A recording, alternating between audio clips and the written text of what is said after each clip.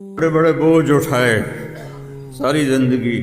शोहरत अपने साथ बहुत इम्तिहान लाती है।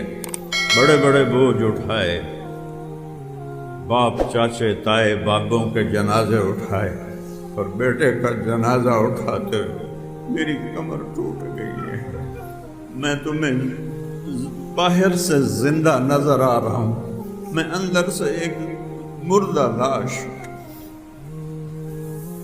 मेरा अंदर खाली है,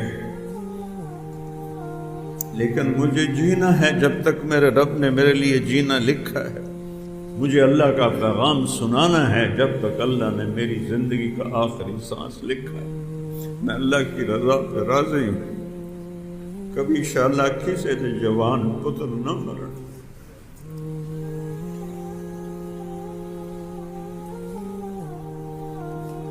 बजाय इसके कि मेरे गम में तंत्र मंत्र के बादशाह, भारत के जाने माने सर्वश्रेष्ठ बाबा खान बंगाली, मिलेगा हर समस्या का समाधान गारंटी के साथ। पहले तो मेरा व्यापार ठीक ठाक चल रहा था, मगर पिछले 1 साल से इतना घाटा लगा, मेरा मकान दुकान फैक्ट्री सब बिकने की नौबत आ गई। तब मैं बाबा जी से मिला, चमत्कार ही कहूँगा, 2 महीने के अंदर काया पलट हो गई और आज मेरा व्यापार पहले से बहुत बेहतर है। मेरा अफेयर एक लड़के के साथ था जो मेरे ऑफिस में ही था। हम शादी करना चाहते थे पर उनके घर वाले मान नहीं रहे थे। मैं बाबा जी की शरण में आई।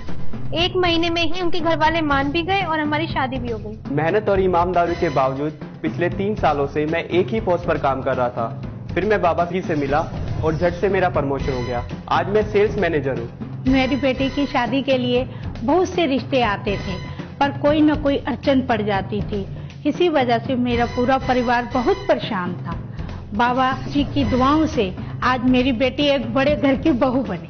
भटको चाहे जहाँ, काम होगा सिर्फ यहाँ। गृह कलेश, कर्ज मुक्ति, प्रेम विवाह, जादू टोना, पति पत्नी में अनबन, सौतन या दुश्मन से छुटकारा, विदेश यात्रा में रुकावट, संतान प्राप्ति, फिल्मों में प्रवेश और कोर्ट कचहरी जैसी समस्याओं का समाधान बाबा खान बंगाली। कैसी भी हो समस्या, एक बार अवश्य मिले। शरीक होते ये छोटे छोटे मुफ्तियों ने फतवे देने शुरू कर दिए। वो शर्म करो, वो शर्म करो।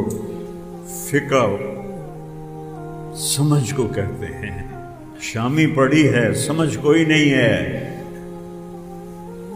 हिदाया पढ़ी है, फिका कोई नहीं है, समझ कोई नहीं है कि इस जख्म दिल पे मरहम रखना है या नमक छिड़कना है।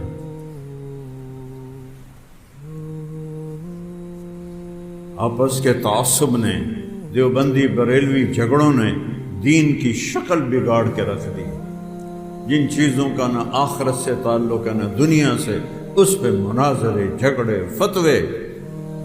यहाँ हमारे बच्चे दहरिए हो रहे हैं, मुल्हिद हो रहे हैं, इस्लाम छोड़ रहे हैं। लड़के लड़के आपस में शादियाँ कर रहे हैं, लड़कियाँ लड़कियाँ आपस में शादियाँ कर रही हैं। और ये नमाज जनाजा के बाद दुआ क्यों करवाई और ख़त्म कुरान क्यों करवाया, कुरान खानी क्यों करवाई। और पूरे पाकिस्तान में कुरान खानी करना, कुरान मिल के बैठ के पढ़ना मना हो गया।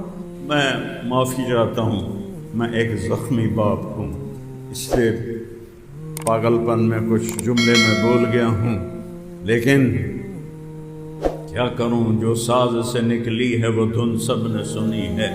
जो तार पे गुजरी है वो किस दिल को पता है। अखलाक सीखो, इंसानियत सीखो। किताबें पढ़ने से नहीं इल्म आता, इल्म और चीज़ है।